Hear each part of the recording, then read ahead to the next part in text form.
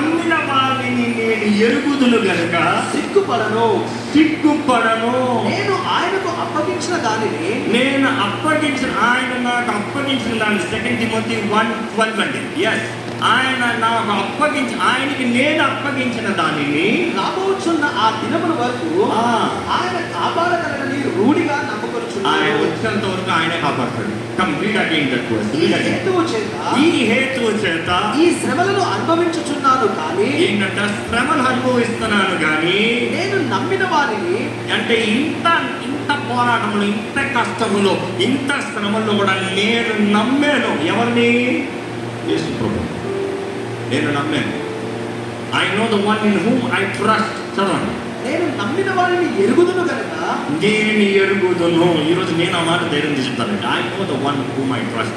I don't say I know all about God, but